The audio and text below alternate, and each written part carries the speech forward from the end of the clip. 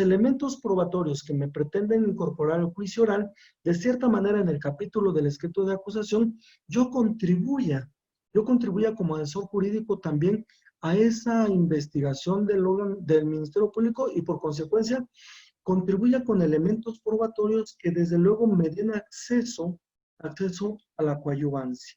Eso va a ser precisamente dentro de la lógica elemental, una especificación procesal que me pueda permitir un desarrollo funcional en la etapa intermedia como coadyuvante y no como coloquialmente conocemos, como el caballero o la dama de compañía de la víctima, porque eso y nada viene siendo lo mismo como en el proceso anterior. En este tenor, desde luego que es esa parte de una especificación, por eso yo le llamo especificaciones lógicas, porque son fundamentalísimas para la etapa intermedia, es decir, momentos procesales que desde luego tenemos que ponerle atención, por eso es una especificación. Específicamente a ese elemento le tengo que poner atención para el aspecto de que yo lleve una línea funcional en la dinámica del desarrollo de la etapa intermedia. Después de esta especificación lógica, nos vamos también a tomar en consideración que para ser asesor jurídico y dar cumplimiento a la especificación lógica y que de cierta manera diga, porque no suele pasar más de 1, 2, 3 asesores jurídicos suelen preguntarse, oiga, tan sencillo, usted dice que es muy sencillo constituir un escrito de acusación coadyuvante, que es lo que razonamos. Pero si el Ministerio Público ya tiene todas las pruebas o los medios de prueba que está ofertando y descubriendo, ¿qué hago yo para constituirme como asesor jurídico? Estratégicamente, el asesor jurídico debe de razonar que la única lógica, por eso es una especificación lógica, para constituirse coadyuvante, debe de contribuir, eso es un coadyuvante, coadyuva, es decir, contribuye con.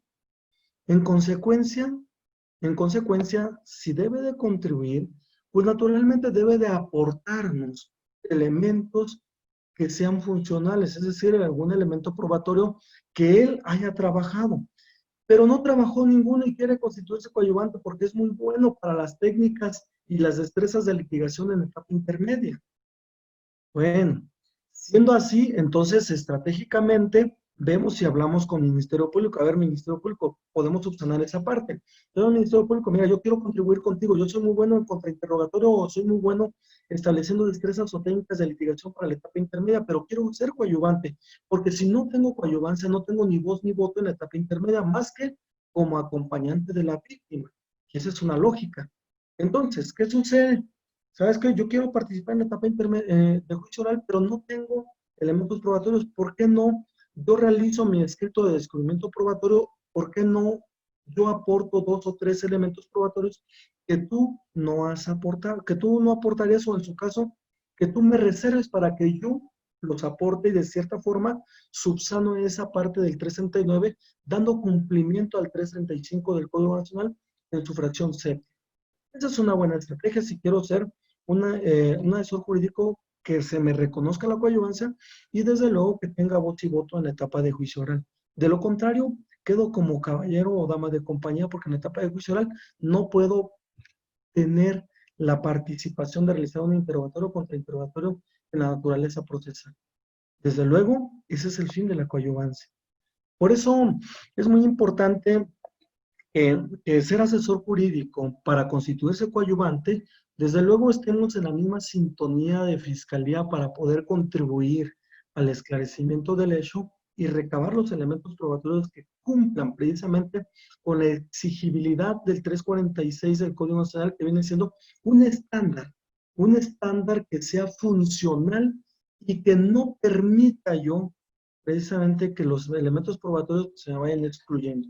En su caso, apoyar a Fiscalía. Si Fiscalía se le barrió sus elementos probatorios y no los aportó con base al último párrafo del artículo 335, pues naturalmente lo que vamos a hacer es que yo oferte ese elemento probatorio y complemente la parte que faltó con el Ministerio Público, que viene siendo los puntos bajo los cuales versará ese medio de prueba para la funcionalidad de que pase el 346 del Código Nacional y desde luego lo tengamos en la naturaleza el juicio oral. En esa tesitura estamos hablando precisamente de que la coadyuvancia sí está dando cumplimiento a la especificación lógica de ser coadyuvante, de lo contrario, únicamente quedaría como figura.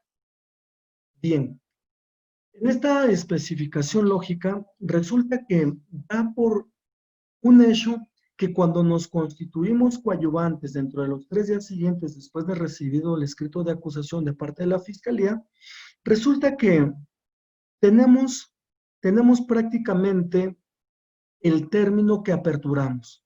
Esta da como calidad a que una vez que dimos cumplimiento al escrito de coadyuvante dentro de los 3 días, damos apertura al 340 del Código Nacional en su párrafo primero para el caso de la defensa.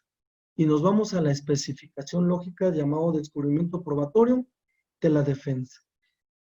Bien, en este descubrimiento probatorio por parte de la defensa, por algo se llama descubrimiento probatorio, porque nos dice naturalmente y que hay una exigibilidad que dice que la defensa deberá de entregar física y materialmente sus elementos probatorios que pretende desde luego que pasen al juicio oral, es decir, su descubrimiento probatorio. Pero, aquí tenemos una variante lógica desde la naturaleza procesal. Hemos tenido muchos casos en los cuales, como asesor de varios despachos, dice el abogado, oiga, fíjese que tengo un asunto de feminicidio. Normalmente litigamos delitos de alto impacto social. Ya en este tenor de delitos de alto impacto social, pues obviamente que exige mucha razonabilidad.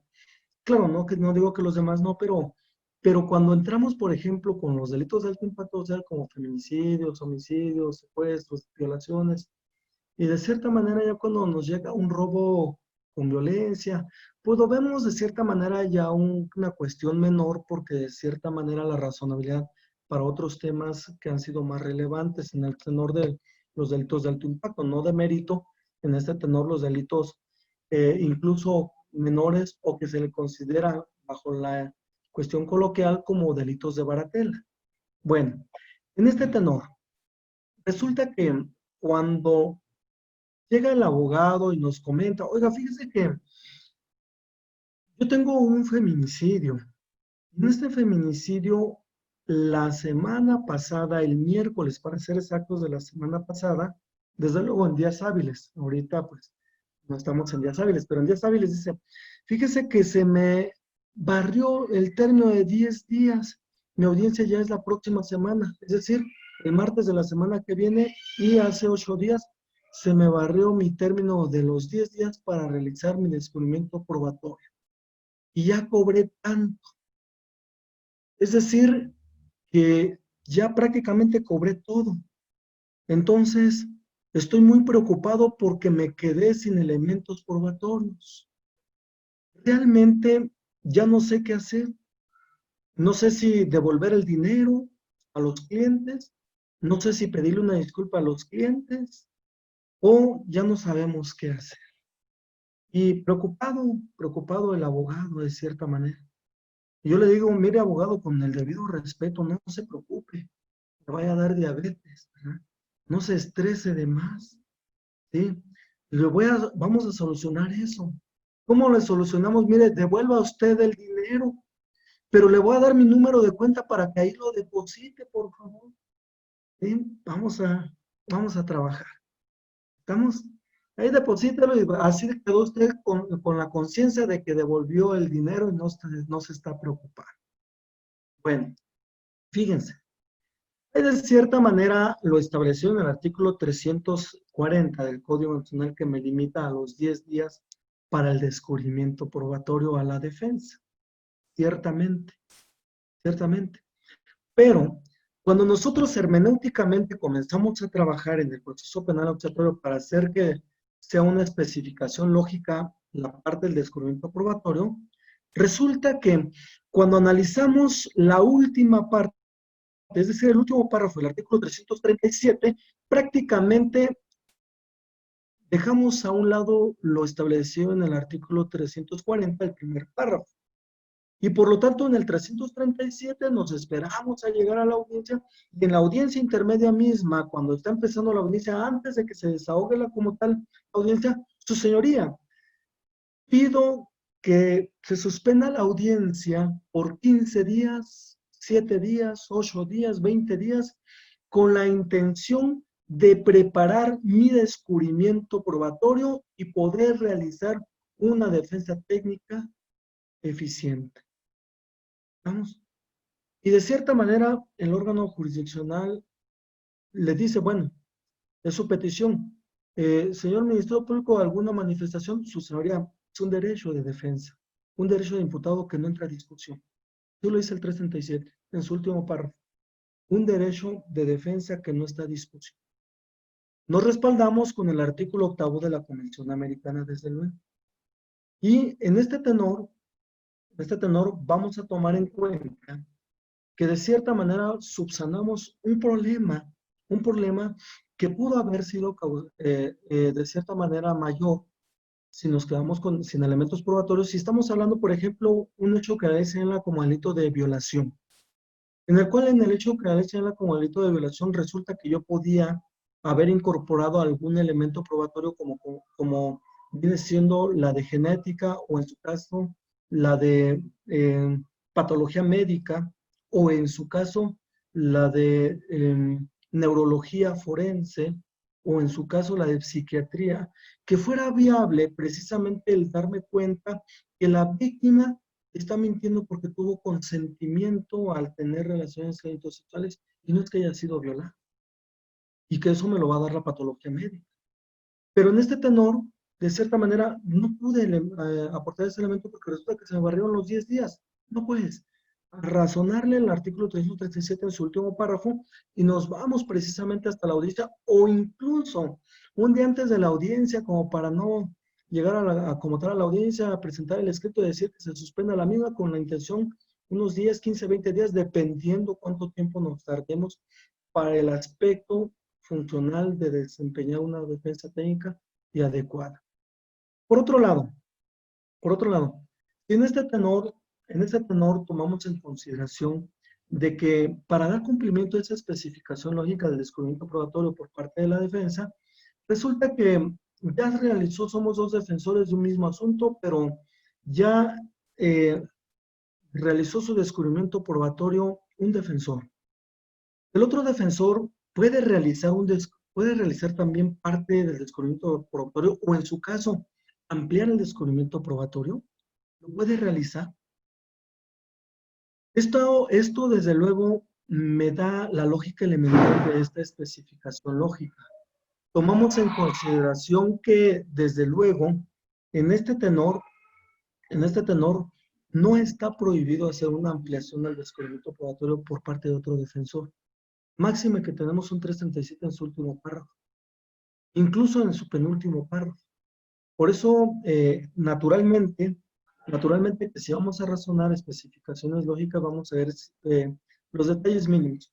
Aquí tomamos en cuenta algunos aspectos que puede tener también trascendencia cuando entramos al análisis del artículo 344 del Código Nacional, en tratándose de los descubrimientos probatorios como especificaciones lógicas. Si revisamos, por ejemplo, lo concerniente a el descubrimiento probatorio por parte de Fiscalía, bueno, y el descubrimiento probatorio por parte de la coadyuvancia, desde luego estamos hablando de que estamos prácticamente trabajando de manera unida. Eso es fundamental y es importante. No que la coadyuvancia trabaje por su lado y Fiscalía por su lado. No, la coadyuvancia, es decir, el asesor jurídico debe de buscar a Fiscalía para trabajar a la par y que trabajemos elementos lógicos probatorios y funcionales para la etapa de juicio oral, desde luego que pasen a la etapa de juicio oral y que no nos quedemos sin ellos en etapa intermedia. Pero bien, en este tenor, desde luego, atendemos a un estándar probatorio exigible para la etapa de juicio oral. Yo no me puedo quedar con dos elementos probatorios tratándose de una violación o un homicidio, como tampoco me puedo quedar con uno. Necesitamos elementos probatorios suficientes que realmente tengan una naturaleza valorativa en la etapa de juicio oral, que eso atiende a la lógica de la prueba. Pero también, si tomamos en cuenta de que yo como coadyuvante sí quiero colaborar con Fiscalía y de cierta manera tenemos que razonar cuáles son los elementos que muchas veces Fiscalía, sobre todo con elementos de periciales, que muchas veces no tiene a lo mejor la Fiscalía el alcance de contar con ese elemento probatorio, dígase alguna pericial específica como neurológica, como psiquiátrica, como patológica, a lo mejor, y que incluso si se la peticiona por una cuestión de colaboración a otro estado de la República, me puede tardar más de 7 meses cuando mi investigación se cierra en 6 meses.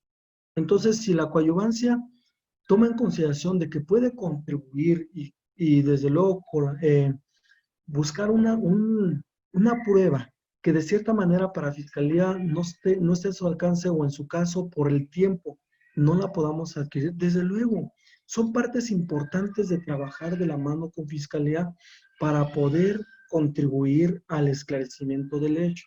Eso es fundamental.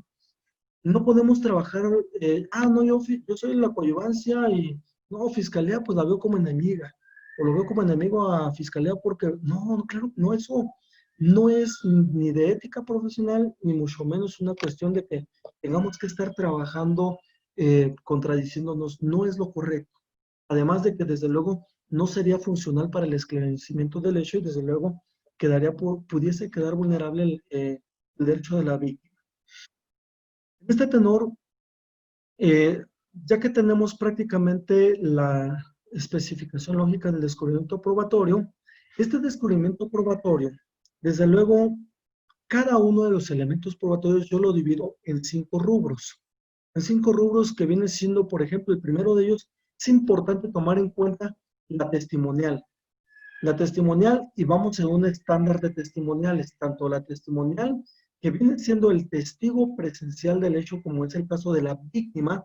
La víctima en este caso empieza a contribuir, salvo que la víctima sea el occiso, ¿verdad? Pero de ahí en fuera, tomamos en consideración que la víctima, por ejemplo, de violación, de secuestro, de cierta manera es una parte y una pieza fundamental, como la primera testimonial, y de ahí nos vamos en la escala de las testimoniales.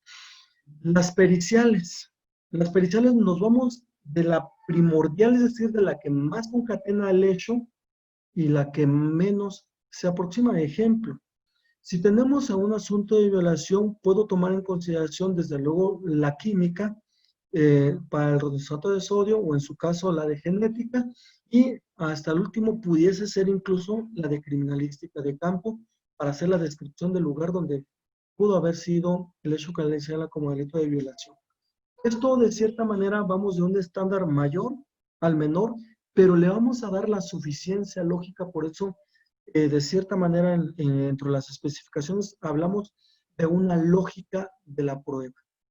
En este tenor no vamos a meter errores gravísimos que vamos a tocar en un tema de especificación lógica del debate de los medios de prueba.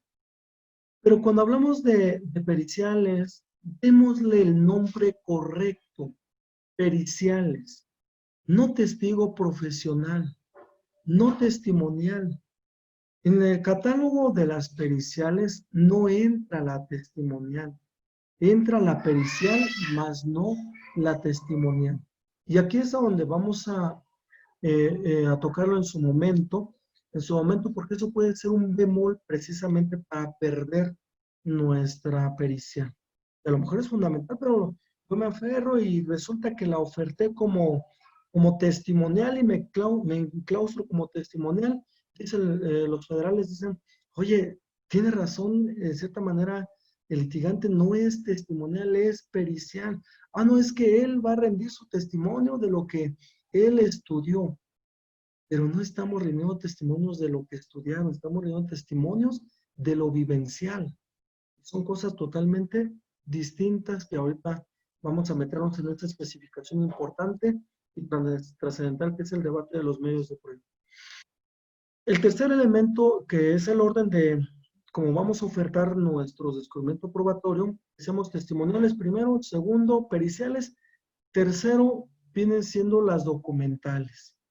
Las documentales que de cierta manera si las contamos, si contamos con ellas, con documentales, de cierta manera, por ahí con algunos compañeros juristas hemos estado platicando de decir, bueno, es que, o es documental, es que es documental pública, documental privada, simplemente documental, porque tiene una mecánica de incorporación en base al artículo 380 del Código Nacional.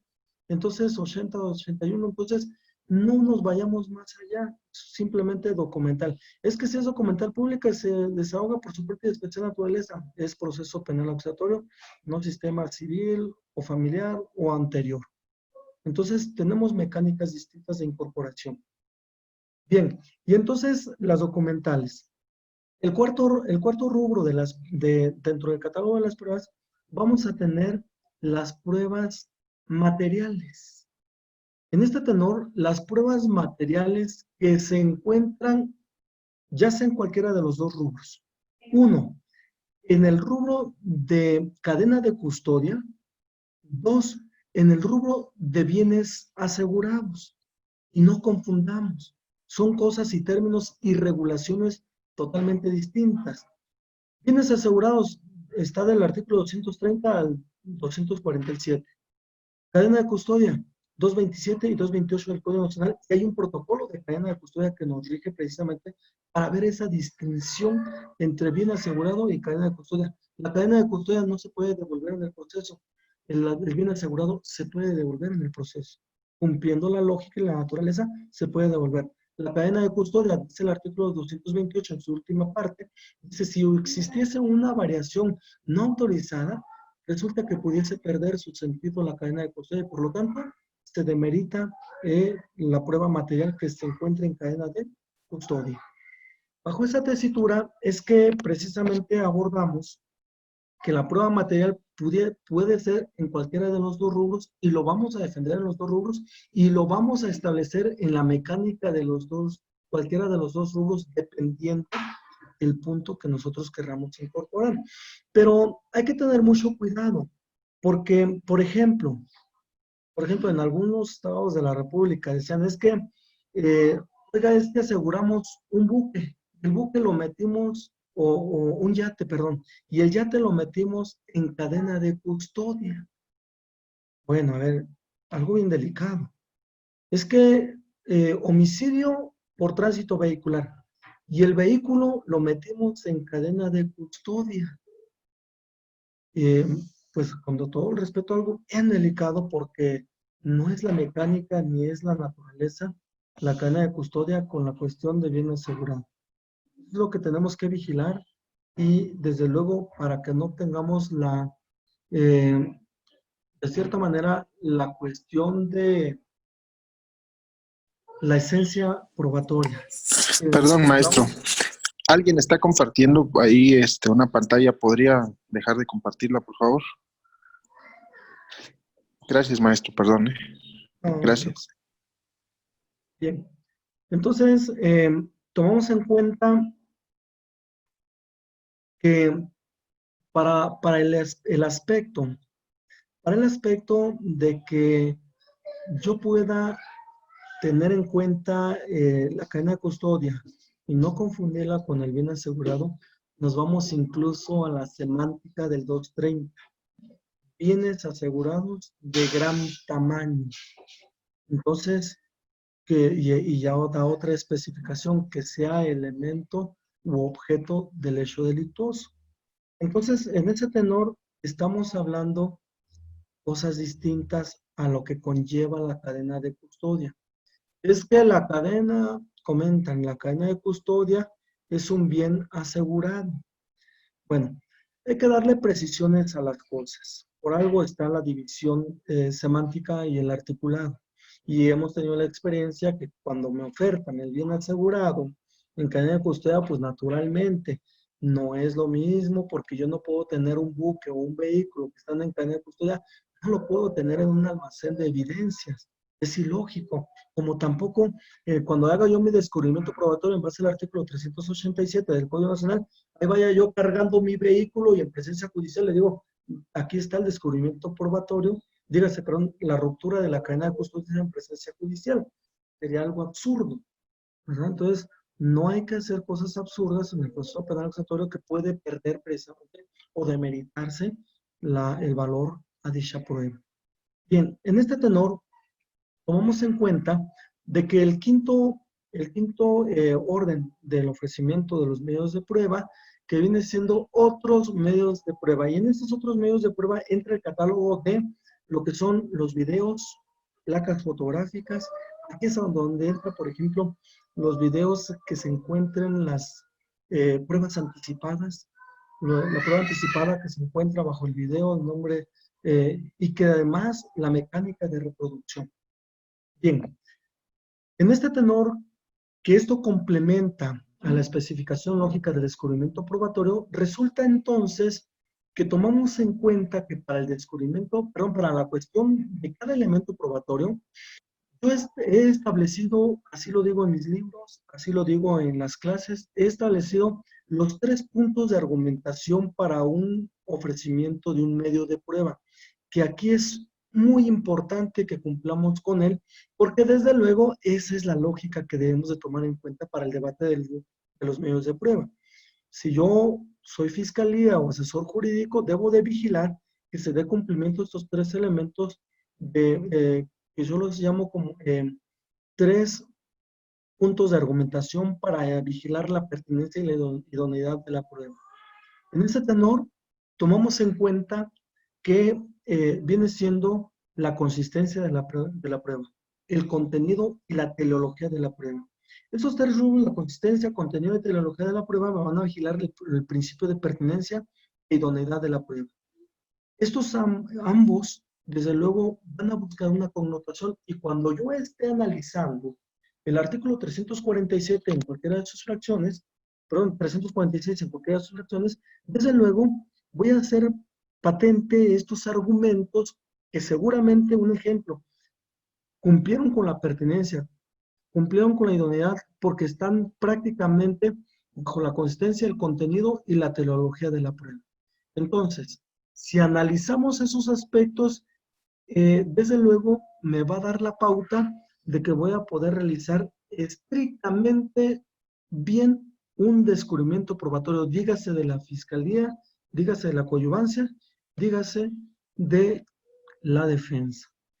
En este tenor, desde luego, que abordamos que bajo la naturaleza de los puntos bajo los cuales versarán tanto la testimonial, tanto la pericial, dan cavidad a la teleología de la prueba. Y la teleología de la prueba no es únicamente el esclarecimiento del hecho, va más allá, y lo dice la fracción la fracción 9 del artículo 20A constitucional, que dice: el juez se convencerá, palabras más, palabras menos, el juez se convencerá si es penalmente responsable o no. Esa es la teleología de la prueba. Ese es el fin último de la prueba. El que yo convenza al órgano judicial de que es penalmente responsable o no lo es. Por lo tanto, en ese tenor trabajamos el cúmulo de los argumentos para la incorporación del medio de prueba. Bien, agotado este tema de la especificación lógica del descubrimiento probatorio, desde luego tomamos en cuenta que en esto radica la delicadeza, porque pudiésemos establecer que sí ofertamos muy bien un medio de prueba. Sin embargo, algo que de cierta manera no es obligación, quienes lo quieran hacer, desde luego es viable. No está prohibido, pero si lo queremos hacer, lo podemos hacer. ¿Estamos? Es más, algunos dicen, es que es fundamental que yo como defensa realice mi descubrimiento probatorio, y para tales efectos yo voy a realizar las entrevistas a los testigos correspondientes. Está bien, es totalmente la libertad de poder llevar a cabo su descubrimiento probatorio y su ejercicio de su defensa. Sin embargo, bajo la naturaleza procesal, no es obligación que yo tenga la entrevista de un testigo para yo poderlo incorporar a la etapa, en la etapa intermedia y que pase a la etapa de juicio oral. No es obligación, ni en materia local ni en materia federal. Entonces, en ese tenor, sin embargo, se respeta totalmente la libertad de quien quiere ejercer la defensa técnica, realizando entrevistas a testigos e incorporándolos, y es viable y es funcional en base al artículo 126 del Código Nacional. Vamos, eso es permisible. Quienes lo deseen hacer, lo pueden hacer. Quienes no, está bien. También está bien si no lo quieren hacer. Porque dicen algunos, yo que voy a estar entrevistando, no hay artículo expreso que diga que yo pueda realizarle un número de folio a mi entrevista, porque yo no soy órgano investigador, porque el artículo, de acuerdo al artículo 216, dice que la defensa ofrecerá su medio de prueba ante la fiscalía por el efecto de que la fiscalía lo recepcione ese medio de prueba, o ese dato de prueba, que en su momento se puede convertir en medio de prueba. Y entonces, el 216 dice que estrictamente que cuando yo quiera incorporar como defensa un medio de prueba, tengo que ofertárselo a ella para que la Fiscalía atraiga ese medio de prueba. Y tan es así que en la etapa, en la investigación complementaria, si no me hicieron caso de recabar mi medio de prueba, entonces hago aplicativo el 333 del Código Nacional dentro de los 15 días después de formulada la acusación. Es decir, la reapertura de la investigación para el aspecto de recabar mi medio de prueba. Bueno, en este tenor lo aplicamos en diversas otras formas también. Es decir, está bien, yo quise hacer la entrevista, yo realicé las entrevistas, desde luego yo no estoy peleado con él, al contrario. También respetamos ello, lo hacemos, si realizamos entrevistas, y desde luego eso me permite que si yo no he podido realizar la entrevista a ciertos testigos y de cierta manera, como no los pude realizar, tomamos en cuenta de que naturalmente estamos en el tipo de investigación porque no me dio tiempo en tanto que no lo pudieron citar.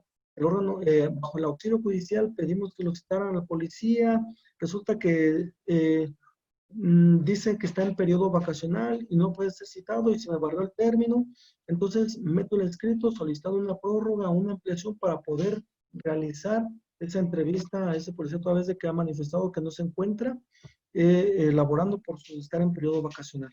Está bien. Ello podemos aplicar entonces en el artículo 333 o en su caso, el 326 del Código, perdón, 25 del Código Nacional, podemos solicitar una prórroga para poder recabar esa investigación que de cierta manera no es necesario hacer reaperturas de la investigación con la intención de poder cumplir a mi descubrimiento probatorio. Bien, tenemos el caso de la especificación lógica del debate de los medios de prueba. Esta parte que es, pudiese decirse que la más delicada en sí, porque si de cierta manera tenemos un descubrimiento probatorio de las tres partes, si se constituyó como coadyuvante, es decir, la parte de la fiscalía, el asesor jurídico y en su caso ya la defensa. Regresamos al descubrimiento probatorio, ya nos constituimos en el momento procesal denominada debate en los medios de prueba en la audiencia intermedia ya de manera oral. Resulta que donde tenemos algunas complicaciones, esto es en varios lugares, desde luego, es que pudiésemos decir que en el debate de los medios de prueba, lo digo con todo el respeto, en el sentido de lo que hemos vivido, es que en algunas ocasiones pareciera que no, pero se da la inclinación, la ruptura al principio de igualdad entre las partes. Dígase para la defensa, dígase para la fiscalía. Se da la inclinación para con alguna de las partes. Bien, sin embargo, el debate de los medios de prueba lo hacen en dos, puede ser en dos dinámicas. Una, por bloques. Dos, prueba por prueba, de manera totalmente individual. No obstante, no llevamos prisa. Al contrario, Estamos en una etapa, como es muy delicada, desde luego debemos de tomarlo en cuenta que el debate jamás puede interrumpirse. Al contrario, debe de ser continuo. No puedo decir, ¿saben qué? Ya estamos cansados, son las 9, 10 de la noche, renovamos mañana con el debate de los medios de prueba. O suspendo la audiencia por 3 días para poder reanudar en el debate de los medios de prueba, toda vez de que estamos cansados. Con el debido respeto, sería una violación procesal. Por lo tanto, no es factible. Sino que entrar con todo al debate de los medios de prueba, dígase el rol que estemos fungiendo. Fiscalía, coadyuvancia, defensa. Tenemos de cierta manera aspectos en los cuales cuando debatimos los medios de prueba y que tomamos aspectos de pertinencia, idoneidad, de cierta manera ilicitud, ilegalidad, nulidad, es aquí donde conjugamos un aspecto, la última especificación lógica que viene siendo los incidentes en la etapa intermedia. Esta especificación lógica incidental, desde luego, aquí la conjugamos con este tenor del debate de los medios de prueba. Bien, para poder llegar al debate de los medios de prueba, yo tengo que analizar algunos momentos procesales previos en los cuales pueda comenzar a robustecer o a debilitar el método de prueba contrario. Esto es por cualquiera de las partes en que nos encontremos, dígase de fiscalía para con defensa, defensa para con fiscalía o coadyuvancia, cualquiera de las dos partes. Y llegamos a identificar el elemento probatorio que de cierta manera generó una ilicitud, una ilegalidad y por lo consecuencia debería de ser declarada nula, entonces yo lo veo en dos aspectos importantes. El primero de ellos es un incidente de nulidad probatorio. Este incidente de nulidad probatoria puede ser desde incluso que nos corrieron el traslado del descubrimiento probatorio de las partes de manera incidental. ¿Lo podemos hacer? Por supuesto que lo podemos hacer. El artículo 354 del Código Nacional me establece que en cualquier momento del proceso puedo solicitar la nulidad de la prueba. En cualquier momento. Entonces, si estamos hablando por etapa intermedia y que vamos a llegar a un debate de los medios de prueba, por consecuencia, comienzo a trabajar, dígase cualquiera de los roles que estamos fungiendo. Yo identifiqué un elemento probatorio. Ejemplo, yo, fiscalía, detecto que la defensa entrevistó a un menor y que ese menor me lo ofreció en su descubrimiento probatorio, porque ya me hizo el descubrimiento probatorio, me lo ofreció en su descubrimiento probatorio. La declaración del menor de nombre tal. Y además, bueno, con las iniciales de XLX. Y resulta que, digo, bueno, mismo que será incorporado a través del interrogatorio directo que le haga esta defensa en la etapa, pero no cumple con el protocolo de actuación para niños, niñas, adolescentes que establece la Corte, entonces ya tenemos un problema. Vamos, yo soy por la parte de la coadyuvancia o de la fiscalía. Tenemos un problema. Entonces, ¿qué tengo que hacer? Ya meto el incidente. Desde el comienzo empezamos a debilitar medios de prueba. No tengo que esperar al debate del 346, que es en la etapa intermedia, en la fase oral, sino previo a ello lo puedo hacer. Por eso me lo dice el 354 del Código Nacional. Entonces, es bien importante que nosotros establezcamos precisamente la lógica de poder revisar de manera incidental los incidentes de nulidad probatoria. Que de manera incidental se declare nula la prueba. Que de manera incidental se declare nula la prueba para el efecto de que no estemos permitiendo, pues desde luego, elementos probatorios que me sirvan y me vayan a hacer un daño más adelante. Tomamos en cuenta algo también delicado y que desde luego se ha estado dando. Resulta que en su momento se decretó de ilegal la detención. En la etapa de investigación se decreta ilegal la detención. Ese elemento probatorio lo atraemos para la vinculación a proceso. ¿Por qué se decretó de ilegal la detención? Se decretó de ilegal la detención porque resulta que hubo una violación por parte de los policías. Los policías generaron la tortura al imputado en tratándose de un asunto de homicidio. Lo torturaron. Bueno, lo vincularon a proceso y fungieron esos elementos probatorios porque la defensa no hizo nada en ese momento de analizar esa parte. Formulan la acusación y al formular la acusación presentan los dos testigos que vienen siendo la policía en el tenor de que la policía fue quien generó, aun cuando generó la vulneración de derechos humanos.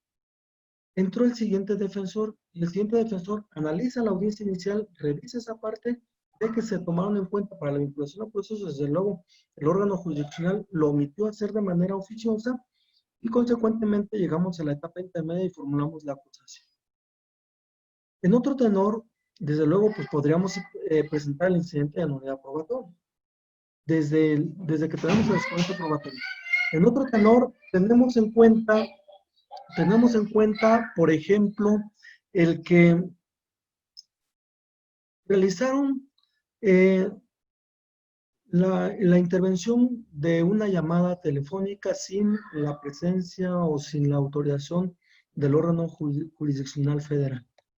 Y entonces hacen esa intervención telefónica, la incorporan como un elemento probatorio y ese elemento probatorio ya lo tenemos en la etapa intermedia, pero no contamos con ese elemento. Entonces, ¿qué hacemos? Incidente, tenemos la certeza de que no está ese elemento, aperturamos audiencia incidental para hacer valer la nulidad probatoria. Desde luego, la exigibilidad es que atendamos a la fracción novena del artículo 20 de la Constitución, declarar nula las pruebas. Bien, en este tenor, la ilicitud, la ilegalidad, la podemos empezar a atacar, de las pruebas la podemos atacar desde el momento ya incidental para cualquiera de las partes.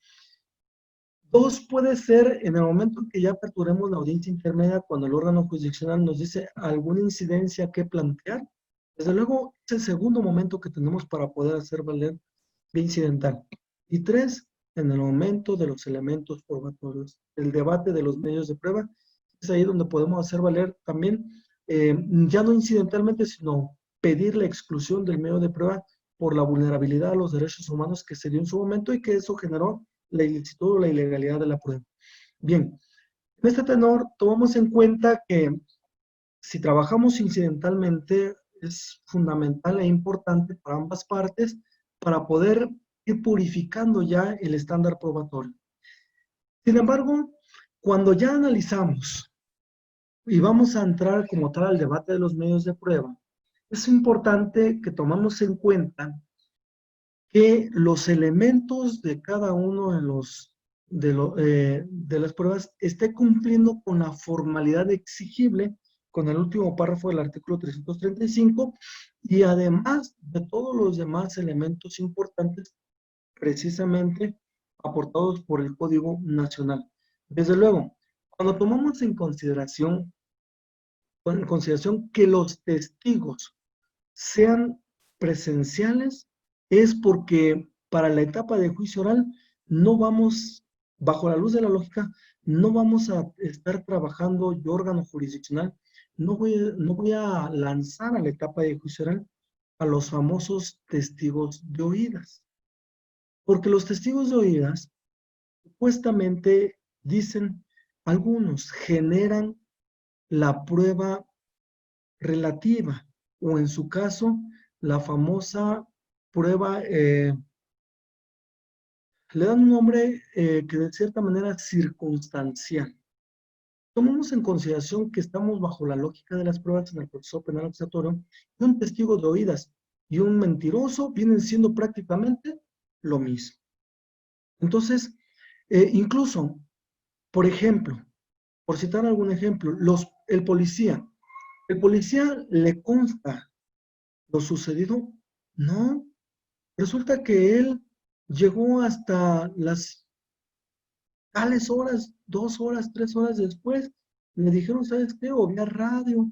Oye, sucedió un hecho por allá, vea, de acuerdo al C4, eh, ve, investiga a ver qué sucedió porque escuchamos una llamada de auxilio. Van y le dicen, bueno, mira, es que allá va corriendo la persona que mató. ¿Cómo está el policía? No, es que escuché los comentarios y me dijeron, allá va la persona. Bueno, doña Shonita dice, ¿sabes qué? Es que yo escuché que estaban discutiendo y le digo, vas a valer y que por lo tanto, esta noche no pasas, ¿verdad? ¿Le consta lo sucedido? No. Oyó un comentario.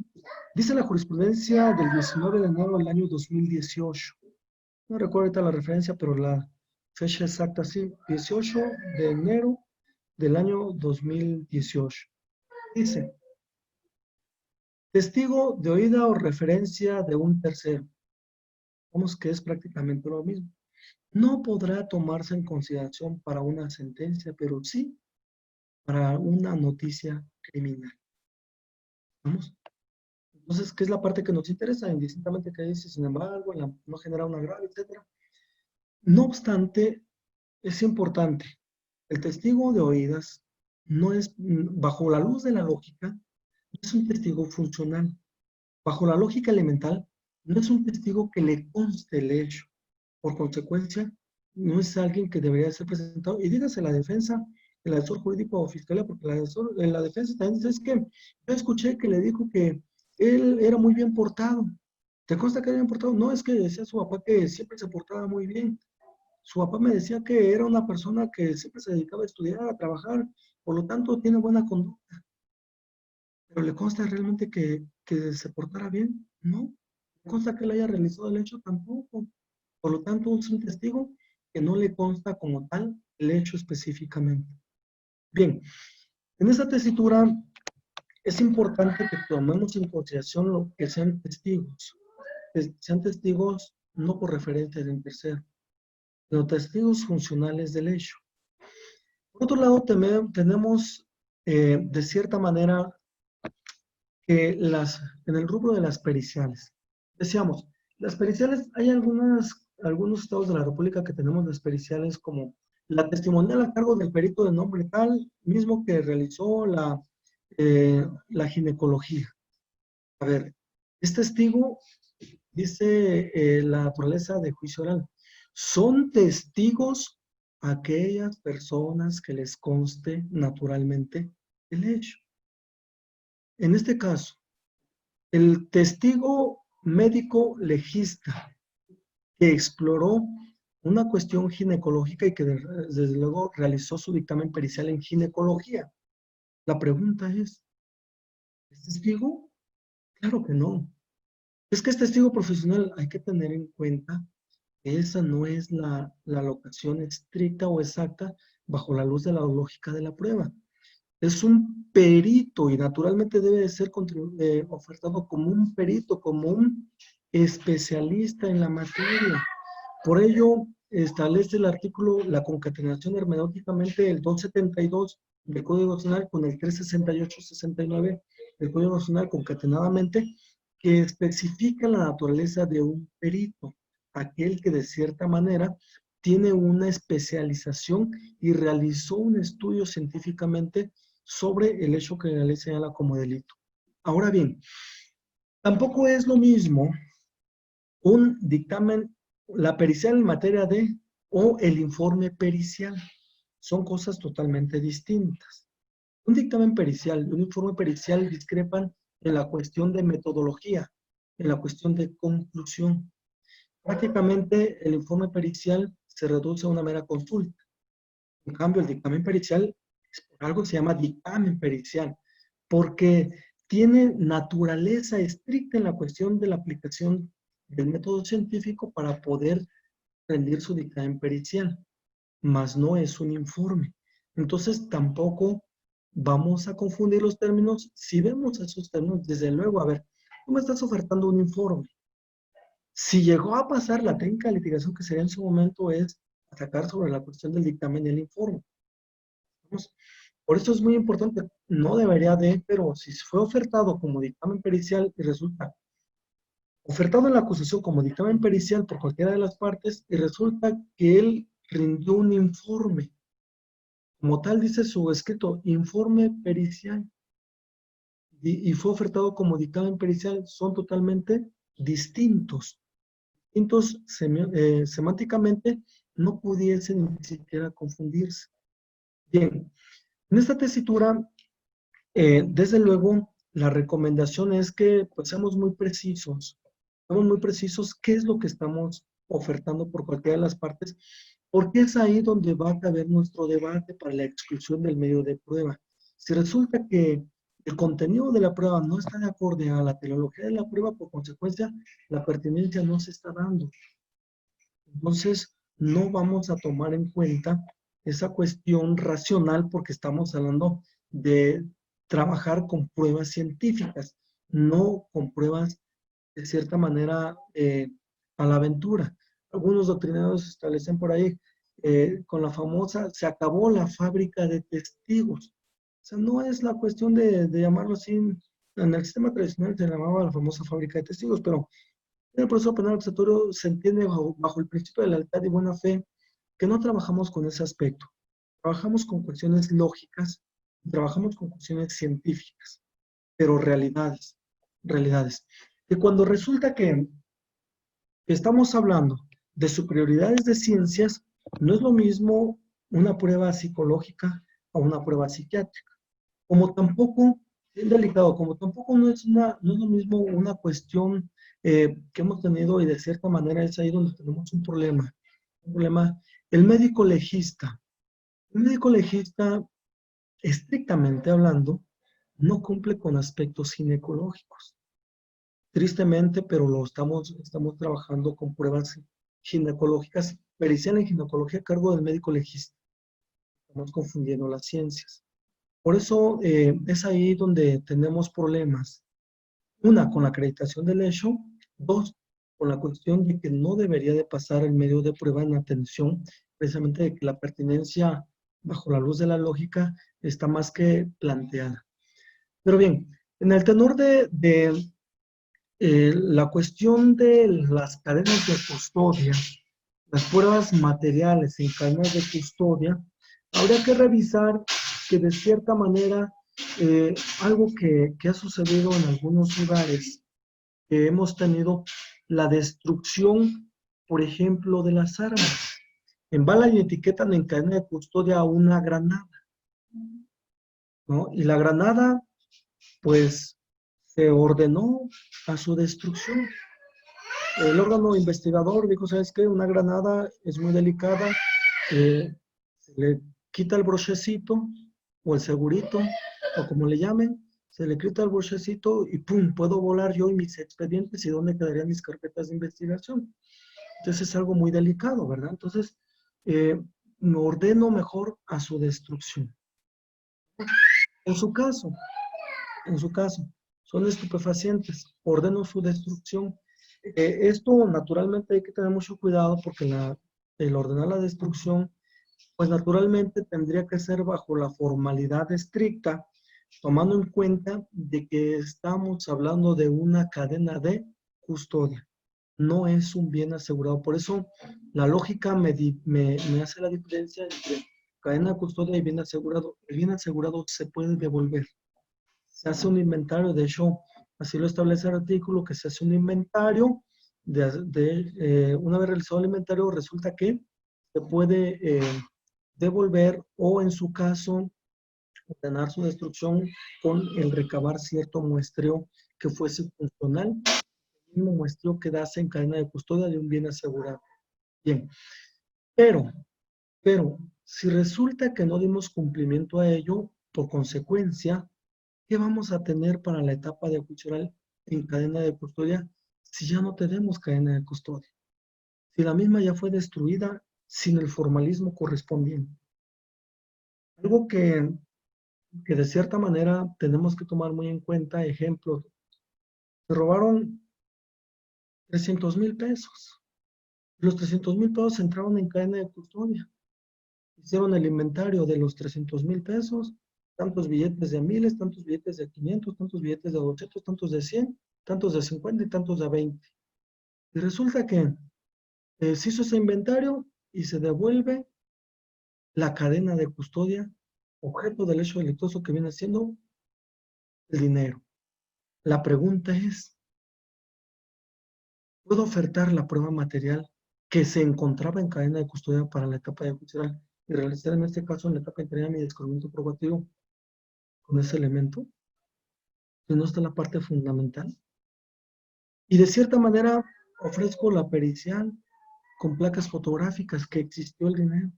Y hay prueba. Es decir, hay buena fe, el principio de lealtad y buena fe que caracteriza a las partes. En consecuencia, el Ministerio Público, por ese tenor, tomamos en cuenta de que el dinero se devolvió al inversionista y resulta que la formalidad correspondiente y no tomamos en cuenta lo establecido en el 228 del Código Nacional precisamente para la devolución o para la cuestión de la cadena de custodia. Bien, bajo esa tesitura, ¿qué es lo que decide el órgano jurisdiccional? Desde luego, escucha el debate de las partes, pondera su razonabilidad y determina si admite o desecha el medio de prueba. Hace una cuestión lógica, racional, sin argumentar más allá de qué medio de prueba, por qué la funcionalidad del medio de prueba, para en su caso, dígase cadena de custodia, dígase bien asegurado, pero la racionalidad de las partes implica precisamente el razonar los elementos. O sea, cadena de custodia, bien, algo bien importante, la cadena de custodia, el prueba material que se encuentra en cadena de custodia, que desde luego es la lógica para ofertarlo, prueba material que se encuentra en cadena de custodia y que se encuentra bajo las siguientes características. Pero resulta que la cadena de custodia, el formato de cadena de custodia, está la prueba material, pero resulta que no tiene fecha o no tiene hora. La trazabilidad no está debidamente establecida. ¿Qué sucede con esa cadena de custodia? ¿Qué sucede con ese medio de prueba llamada cadena de custodia si no tiene la trazabilidad correspondiente? ¿Qué sucede si el mismo formato discrepa entre el que no tiene hora o no tiene fecha? Entonces, hay que tener mucho cuidado. Pero resulta que dentro del famoso IPH no tenemos el formato de aseguramiento del lugar de intervención. Y ahí podemos tener problemas mayores también, por eso es bien delicado que yo como asesor jurídico quiero constituirme coadyuvante y resulta que se le barrió algún aspecto, a lo mejor a la fiscalía. Entonces yo oferto mi elemento probatorio, denominado precisamente en ese tenor la prueba documental consistente en el IPH y específicamente ese formato que no se agregó. La intención es ir contribuyendo y complementando con fiscalía. De eso se trata, por eso es importante ir trabajando concatenadamente y bajo la lógica en estas especificaciones. Bien, y en este tenor del debate de los medios de prueba, desde luego, la intención es la lógica de una exposición, una réplica, una dúplica y la contrarréplica. Pero hace poco me sucedió. Yo nunca había visto una con una sobredúplica y una recontrarréplica y luego otra sobre dúplica y otra recontrarréplica. Y total que 5 veces debatimos el medio de prueba. Yo decía, caray, ¿cuánto más vamos a tardar con todas las demás pruebas? Entonces, 5 veces la defensa, 5 veces fiscalía de ese medio de prueba, se cierra el debate y se admite el medio de prueba. Y digo, 5 veces, o sea, la primera vez que lo veo, pero bueno, extraordinariamente en varios estados de la República suceden cosas importantes, cosas que de cierta manera nos van nos van dando otras enseñanzas y pues bueno, hay que ir revisando la peculiaridad en esta naturaleza procesal. Pero tomamos en cuenta de que esto naturalmente de las especificaciones lógicas, hay una cuestión que dejamos la cuestión del debate de los medios de prueba y pasamos a la especificación lógica de los incidentes, aun cuando ya tocamos el incidente probatorio, de nulidad probatoria. Resulta que algo que en algunos, con el debido respeto, en algunos órganos jurisdiccionales, locales y federales, en algunos órganos jurisdiccionales, cuando plantea uno un incidente de nulidad, dígase nulidad probatoria o nulidad procesal, eh, no sé si no lo habían visto, no se había planteado, pero dicen es que se niega el recurso planteado por la fiscalía, por el asesor jurídico, por la defensa. Oye, espérate, estamos hablando de un incidente. Y no es lo mismo un incidente que un recurso, desde luego. ¿Estamos? Pero bien, también tomamos en cuenta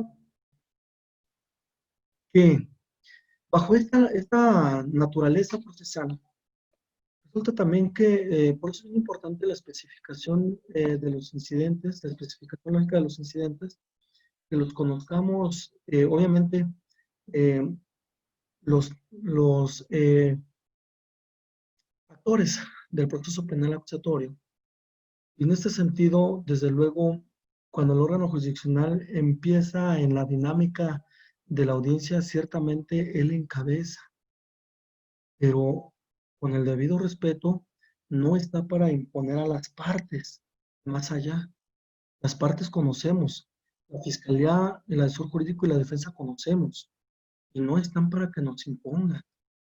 Órgano jurisdiccional, por ejemplo, en algunos casos, hemos tenido de que ya toca el momento de dar contestación a la acusación, cuando estamos por el lado de la defensa y nos dice, oye, es que no te estoy dando cavidad a la contestación de acusación, solamente es para que me precises si hay algunas dudas o no de la acusación. O sea, hay una confusión entre la imputación y la acusación, ¿eh? Hay una equivocación, no es, estamos en la etapa en la audiencia inicial para hacer caso a una imputación, no, estamos en etapa intermedia y para dar contestación a la acusación en base al artículo 340 del Código Nacional.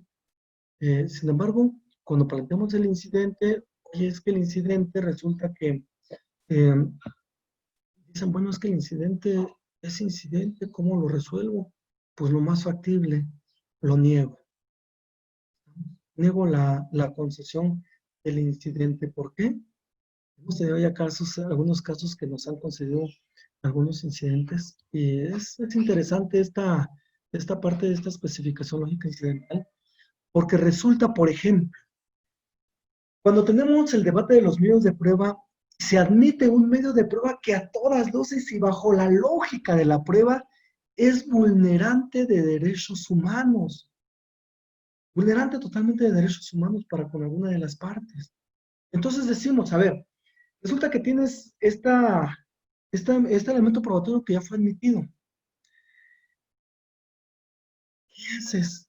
Te diste cuenta que ya se admitió y resulta que pues no puedes apelarlo porque fue la admisión del medio de prueba. Entonces, ¿qué haces? ¿Te amparas? Hay por ahí una tesis aislada que establece que no hay necesidad de ampararse contra la admisión de un medio de prueba. Y entonces, si está esa tesis aislada que te refiere a esa parte, entonces, pero ¿está dejado en estado de indefensión? Sí, no. ¿Te dejan en estado de indefensión? Dicen, no, porque no me dejan en estado de indefensión porque en la etapa de juicio oral, pues al final le acabo, tú le vas a hacer ver al órgano jurisdiccional, es decir, al tribunal de enjuiciamiento, le vas a hacer ver que es una prueba nula, que es una prueba ilegal. Entonces, ¿qué hacemos? La prueba a todas luces fue admitida y resulta que no hay, no hay recurso sobre la prueba. Nos pudiésemos quedar en estado de indefensión. Es que al final y al cabo, para eso es el filtro. Por eso es la etapa intermedia. Para que pase las pruebas necesarias bajo el estándar lógico a la etapa de juicio tanto de la Fiscalía de Defensa y asesor jurídico. Pero no así que pases pruebas por pasar, pero se da. ¿En dónde? No lo sé, pero sí se da. Esto es lógico. Quisiéramos que no se diera, pero se ha estado dando y con mucha frecuencia. Se admiten muchos medios de prueba por las tres partes que a veces son innecesarios. Por ejemplo, dice una de las partes que te ofrezco la prueba en la pericial médica del médico legista para determinar la cuestión de psicolesiones del imputado. ¿El imputado estaba lesionado? No. Dice el médico legista, no presenta ninguna lesión, es más, ni un rasguño. Está totalmente ileso. Dice el órgano judicial, se pasa para ilustrar al tribunal de enjuiciamiento. Pues, ¿en qué contribuye ese elemento probatorio, pues, para el discernimiento de conocimiento de la verdad? En fin, pero cuando vemos una prueba que sí hay vulneración de derechos humanos y la pasó a la etapa judicial, ¿qué hacemos? Interponemos el amparo si está la tesis. Resulta que no podemos irnos con una vulneración de derechos, con un estado de indefensión en la etapa judicial. Por eso el incidente de nulidad procesal. Es decir, establecer un incidente de nulidad procesal, nulidad del acto procesal, yo le llamo incidente de nulidad procesal, que es plantear lo establecido en el artículo 97 del Código, claro, desde luego en la audiencia misma. El artículo 97 del Código Nacional, párrafo primero, con el artículo 101, fracción primera del mismo ordenamiento, con la intención concatenadamente de poder establecer nuestro incidente de nulidad probatoria. En este tenor, en el incidente de nulidad procesal, resulta que tomamos precisamente la lógica de que nulifique su acto por el cual admitió el medio de prueba que lo consideramos violatorio de derechos humanos por cualquiera de las tres partes. Y le establecemos en este incidente cuáles son los puntos bajo los cuales nos estamos considerando precisamente que no debería de pasar. Sin embargo, el órgano jurisdiccional hizo caso omiso y dijo, se pasa el medio de prueba para orientar al tribunal de enjuiciamiento. Oye, espérate, pero yo te dije que ese elemento probatorio había sido adquirido con violación de derechos humanos y está esta constancia que te la leí y dice específicamente se realizó la declaración, la entrevista de tal persona bajo una cuestión, etcétera, y vulnera los derechos humanos y la pasó al tribunal de enjuiciamiento. Entonces, la nulidad del acto procesal es de la admisión del medio de prueba. No es de que, ¿sabes qué? Deséchame ese medio de prueba que ya lo dice. No, es nulificar el acto por el cual se tuvo por admitido el medio de prueba y por consecuencia se declare que es una prueba excluida. Si negaran el incidente, que es muy común, ¿qué hacemos? Bueno, para eso, desde luego, como todo, a todos los alumnos les hemos recomendado que siempre tengamos razonado el código, no aprendido de memoria como tal, sino razonado, y establecer la razonabilidad hermenéutica del 465 y 466, fracción primera, razonarlo estrictamente y poder establecer el recurso de revocación contra el acuerdo recaído del incidente de nulidad. Por consecuencia, decrete, revoque su determinación y me tenga por admitido mi incidente de nulidad procesal. En 2 ocasiones hemos logrado ello y se siente interesante. Es interesante que el órgano constitucional haya podido realizar de cierta manera su regreso y que razonara, como dice el 435 y 66, dice, para que tome de cierta manera una razonabilidad y rectifique su razonamiento de ese elemento que le estoy revocando. Racionalmente, el órgano jurisdiccional, los órganos jurisdiccionales racionalmente deben tomar en cuenta que el recurso de revocación para eso es. Pero tenemos casados a muchos más con el sistema inquisitivo, con el debido respeto, que nos dicen, ningún órgano jurisdiccional revoca sus determinaciones. No podemos revocar nuestras propias determinaciones. Eso es sistema tradicional. Eso es sistema tradicional, no es sistema penal acusatorio. Por eso es esta especificación lógica de los incidentes. Desde luego, naturalmente, tenemos que cumplir con los estrictos elementos para que pueda ser factible la especificación lógica incidente. Y para ir concluyendo ya con esta parte de la ponencia, tomamos en cuenta que, desde luego, con estas especificaciones lógicas que decíamos, la primera de ellas es con la cuestión del descubrimiento probatorio por parte de Fiscalía y asesor jurídico, que de cierta manera lo tomamos en consideración en los años y que tomamos eh, una, eh, una razonabilidad hermenéutica en la cuestión del descubrimiento probatorio de la defensa. Tomamos también la especificación lógica de debate de los medios de prueba y el de los incidentes, la especificación lógica en los incidentes en etapa intermedia. Que desde luego esto va haciendo una connotación más funcional en la etapa intermedia. Bajo la luz de la epistemología jurídica, déjenme comentarles que cuando epistemológicamente nosotros razonamos el primer párrafo del artículo 20 constitucional y determinamos precisamente que el esclarecimiento del hecho, lo dice la fracción primera del artículo 20 constitucional, el esclarecimiento del hecho es la naturaleza del proceso, el conocimiento de la verdad. Bueno, en ese tenor hablamos epistémicamente, es evidente que las partes tenemos que trabajar bajo una lógica procesal y no trabajar por trabajar. Consideramos que, o considero que este proceso penal acusatorio es precisamente bajo la luz de la razón, no bajo la luz únicamente de la experiencia de llevar muchos asuntos en el sistema tradicional. Eso es totalmente distinto, ¿no? Este proceso penal acusatorio exige una razonabilidad que por ello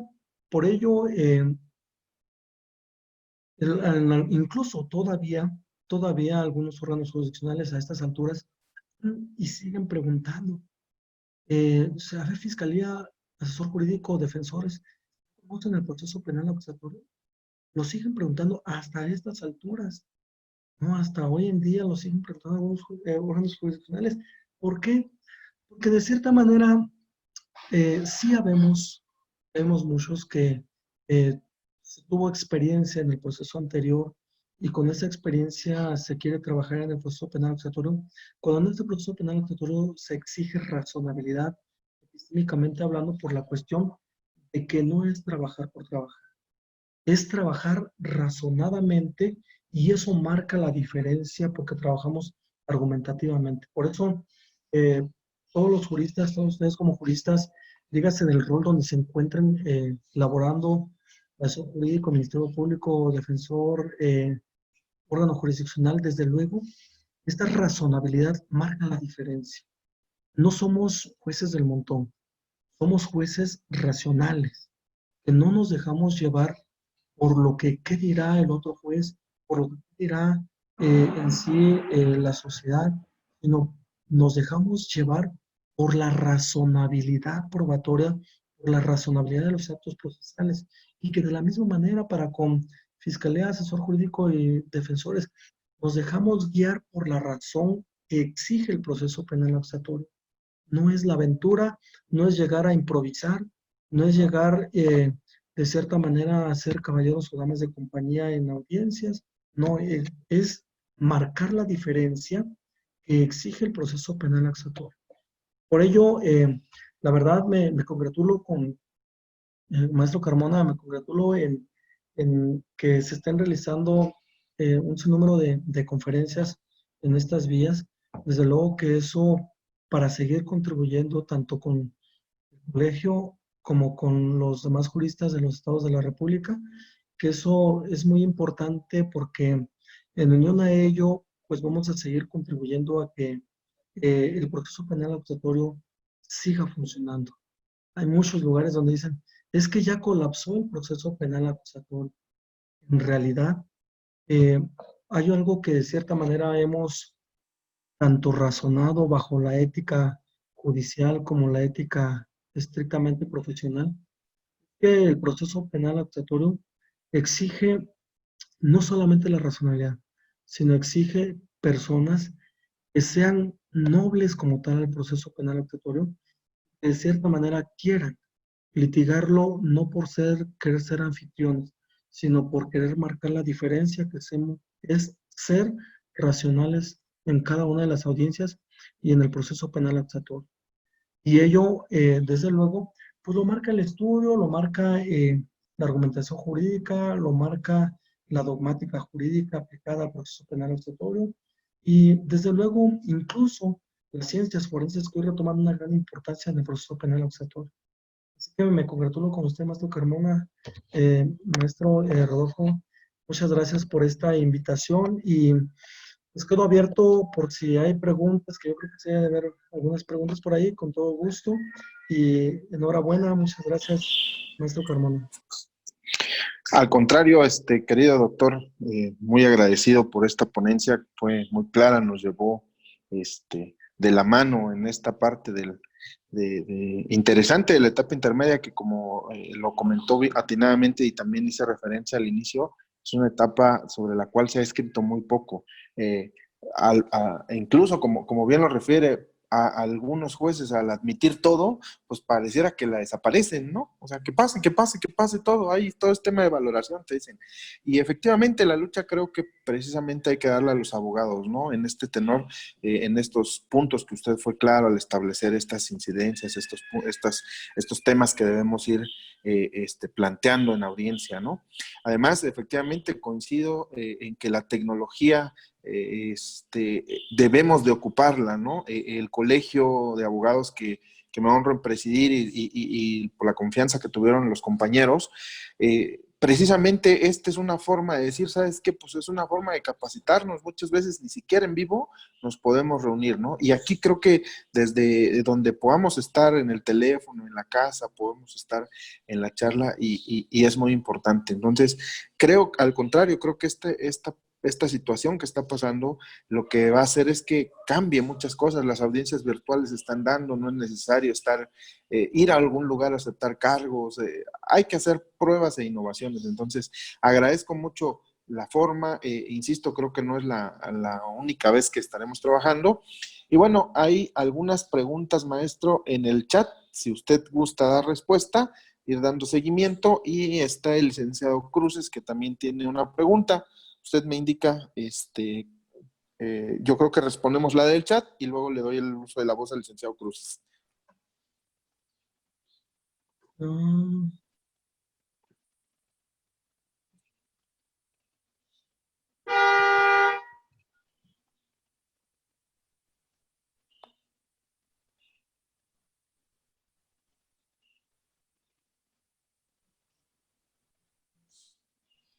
No le encuentro a él. Alex Palacio, si quiere, se las leo. Por favorcito, es que es mucha... Aquí hay varios comentarios. ¿Sí? Aquí hay un comentario que el MP, lo que usted decía, los MPs no reconocen debidamente al asesor jurídico, no los toman en cuenta, se ven como enemigos. Alex Palacio le hace una pregunta: ¿en qué momento podemos presentar ese escrito? ¿Se puede antes del juicio de debate? Entiendo que es el escrito de acusación, de descubrimiento. Descubrimiento probatorio. Uh-huh. Bueno, ciertamente, con el debido respeto para algunos compañeros ministerios públicos, no todos, desde luego, algunos.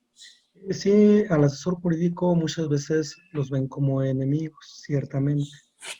No, ciertamente, les cuento seguramente un caso un poquito delicado de un asunto de homicidio, en el cual voy como asesor jurídico y de cierta manera ya estaban por archivar la carpeta de investigación. Entonces le digo, no, miren, vengo a constituirme asesor jurídico. Como el órgano jurisdiccional en ese estado X me pregunta, ¿y usted conoce el proceso penal accesatorio? Le digo, sí, lo voy a comenzar a estudiar con usted. Aquí traigo mi escrito de coadyuvancia. Y presento mi escrito de coadyuvancia, desde luego. Desde luego, la coadyuvancia tiene un papel muy importante y empezamos a trabajar algunos elementos probatorios y damos la orden de aprehensión lo más inmediatamente posible. Esto es, algunos compañeros pudiese decirse, nos niegan la coadyuvancia, pero hay que saber hacer debidamente la coadyuvancia, presentar el escrito de coadyuvancia, que lo razonen. Primero, presentarse como asesores jurídicos ante fiscalía. El escrito de coadyuvancia no es ante la fiscalía. Ante la fiscalía soy asesor jurídico. Y así voy a quedarme como asesor jurídico en la etapa de investigación. En la etapa de investigación, toda la etapa de investigación, jamás se me puede llamar coadyuvante. Se me va a llamar coadyuvante en el momento en que yo presento mi escrito de acusación coadyuvante, como yo lo tengo y pongo por ahí un ejemplo en uno de mis libros, en el manual práctico de etapa intermedia, pongo el ejemplo del escrito de acusación coadyuvante, en el cual, desde luego, lo presento ante el órgano jurisdiccional, no ante el Ministerio Público. Entonces, si usted, compañero abogado, si usted quiere ser coadyuvante, desde luego estamos atentos a la notificación de la acusación que nos haga el órgano jurisdiccional.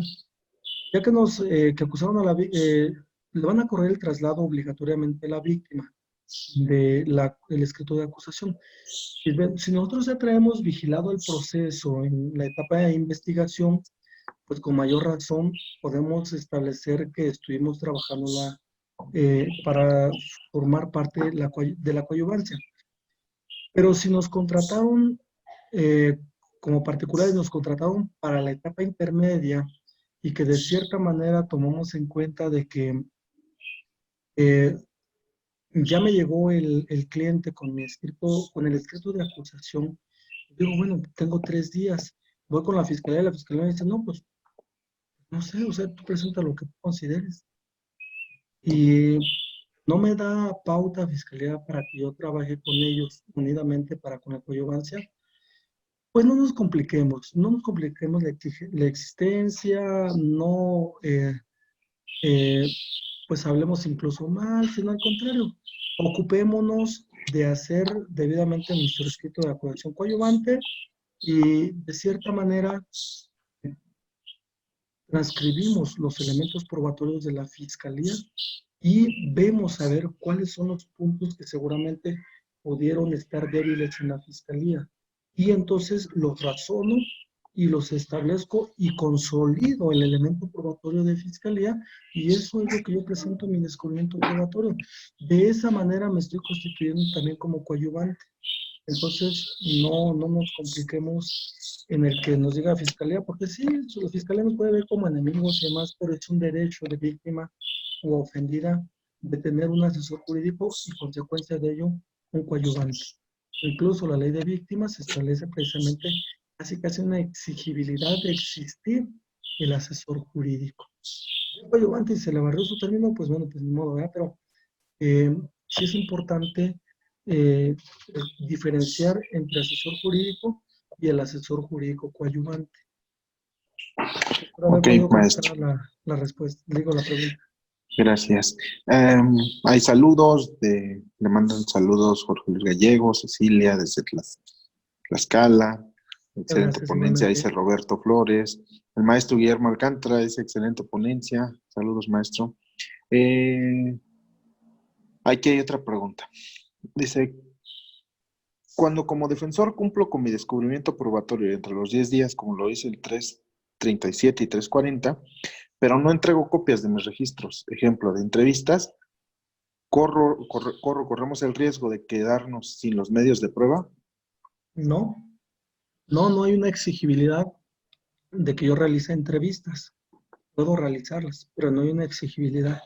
Además de que el 216 del Código Nacional me establece que yo quiero establecer mis elementos probatorios, se los debo ofertar a la Fiscalía. Eso es lo que no hace exigible y por lo tanto el artículo 20b constitucional, fracción cuarta, si yo te establezco que mis elementos probatorios van en acorde a mi teoría del caso, por consecuencia estoy dando la pertinencia de la prueba.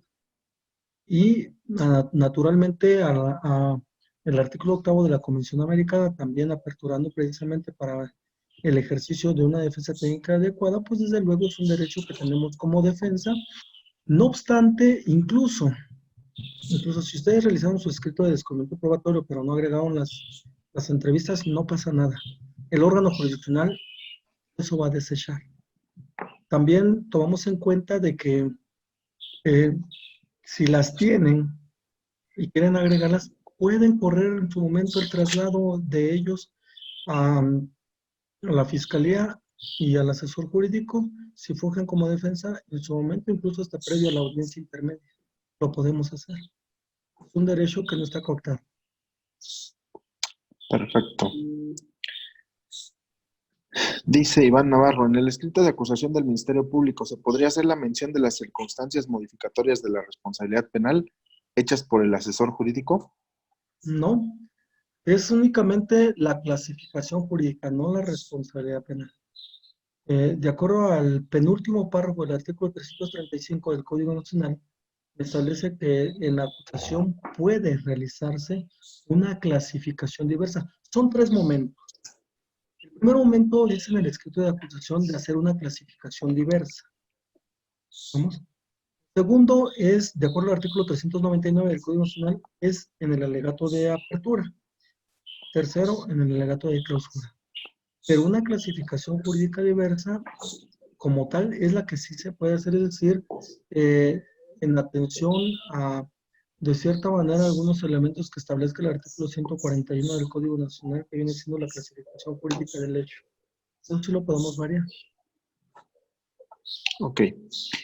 El licenciado Cruces dice, ¿puedo hacer el descubrimiento probatorio como defensa en el momento de la audiencia?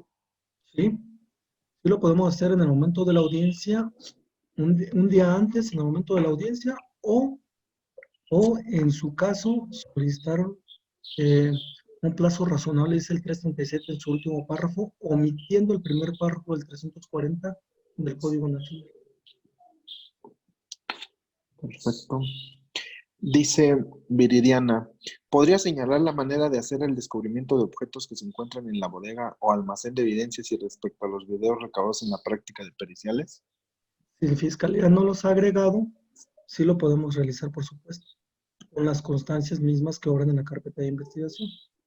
Eso normalmente Fiscalía lo pone en su descubrimiento probatorio para complementar su escrito de acusación porque son elementos objetivos. Si no fueran elementos objetivos, Fiscalía pues no los va a presentar como medio de prueba, aun cuando hayan servido para el auto de vinculación al proceso. Por consecuencia, nosotros sí lo podemos realizar, sí lo podemos ofertar, pero si Fiscalía ya lo ofertó, pues naturalmente pudiésemos establecer que vamos a tomar en cuenta ese elemento establecido por la prueba marcada con el número P por parte de la Fiscalía. Ok. Por aquí, Carlos Alberto también dice que es asesor jurídico de una asociación en Puebla y que le gustaría que nos pudiera dar una videoconferencia a 4 abogados que trabajan por allá. Karina, ¿qué medios de prueba se pueden ofrecer para reparación del daño integral, por ejemplo, respecto a la afectación del proyecto de vida? Y la cuestión es de que nos metemos con cuestiones, puedes decir que ontológicas, ¿no? Quiero entender que si no podemos materializarlo, tenemos que hacer una aproximación que pudiera ser factible y desde luego lógica, que no salga de un rango. Por ejemplo, me está hablando del proyecto de vida, no sé qué, que yo tenía un proyecto de vida que quería realizar mis estudios, pero estoy frustrada y no puedo concluirlos por esta frustración. Bueno, ya se va a una cuestión de una valoración psicológica, en su caso psiquiátrica, y que eso es lo que se atiende precisamente a la reparación del daño. Quiero que entendí la pregunta o eh, me la pudiese volver a plantear a ver si no le va a ayudar ahí en la respuesta. Sí, dice, ¿qué medios de prueba se pueden ofrecer para reparación del daño integral, por ejemplo, respecto a la afectación del proyecto de vida? Bueno, entonces estoy en lo correcto. Sí es. La cuestión yo recomendaría que fuese primero que nada una cuestión psicológica para determinar precisamente que esa afectación psicológica pues eso va a trascender en su proyecto de vida, ¿no? Eso y una cuestión desde luego valorativa que pudiese hacer algunas testimoniales que vean respecto de su estado anímico, pero esencialmente pudiera ser la cuestión psicológica o la psiquiátrica, serían las pruebas más recientes para poder determinar ahí, acreditar su reparación del daño en su proyecto de vida. Ok. Saludos desde Puerto Vallarta, de la Ciudad de México. Dice, quedé con duda en cuanto al propio incidente de nulidad procesal cuando la prueba viola derechos humanos. Uno en cuanto a que no se admita a trámite dicho incidente y otra en cuanto a que se admita. Pero se valida que la admisión de la prueba resulta legal por no ser violatoria de derechos humanos. ¿Qué recursos se interpone tanto en el primer supuesto como en el segundo? Bueno, aquí la cuestión es de que recurso para la admisión del medio de prueba solamente está el de resignación. No, no es cierto, este de resignación no está en el código, ¿no? El recurso, no hay ningún recurso contra la admisión del medio de prueba. Es solamente el recurso de apelación contra el desechamiento del medio de prueba. Artículo 467 del Código Nacional, fracción octava, novena. Pero, en atención a la cuestión de que si yo eh, razono un debate del medio de prueba que el mismo es violatorio de derechos humanos, es decir, fue adquirido con violación de derechos humanos, o en su caso, eh, trascendió en esta cuestión la violación a los derechos fundamentales, resulta que yo lo hice valer, marqué, ejemplo, la llamada telefónica, perdón, la llamada telefónica, eh, la intervención telefónica, por citar un ejemplo. La intervención telefónica en un secuestro. Que se establece la intervención telefónica de las personas para que de ahí se determinara precisamente los decibeles de voz y meter una pericial audiológica, etcétera. Y resulta que esa intervención telefónica no tuvo autorización del órgano jurisdiccional federal. Entonces, yo lo ofrecí como un medio de prueba. Bueno, lo ofrecí a usted como un medio de prueba. Resulta que no tenía esa autorización, yo lo debatí y dijo el juez, no quiero razonar más allá, se admite dicho medio de prueba y este medio de prueba ya será una cuestión de valoración de prueba y el juez, el tribunal de enjuiciamiento que se encargue de esa valoración de prueba. Pero a todas luces hemos hecho valer de que no hay esa autorización judicial. Por supuesto que es una violación tajante a los derechos humanos de mi representado o de nuestro representado. Entonces, se admitió el medio de prueba. No me voy a ir al recurso porque el recurso es inexistente, sino que como un medio de defensa, para no quedar en estado de indefensión, porque no me quiero ir hasta la etapa de juicio oral al debate, sino entablo el incidente de nulidad del acto procesal. Incidente de nulidad procesal.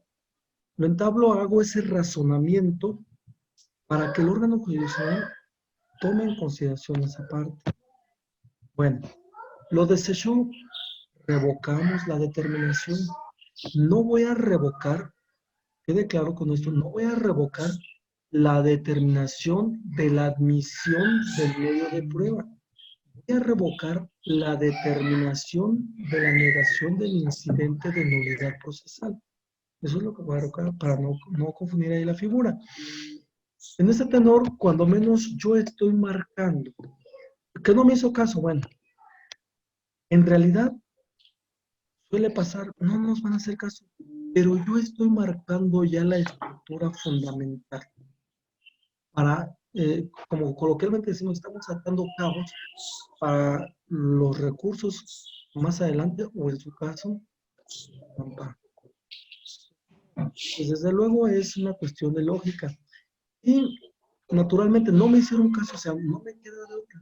Tengo que razonarlo en su momento, en el alegato de clausura, o en su momento cuando esté desahogando la prueba, hago valer precisamente que establecí en su momento un incidente de nulidad al acto procesal por la emisión del medio de prueba y el motivo por el cual lo establecí, los elementos, y hago valer.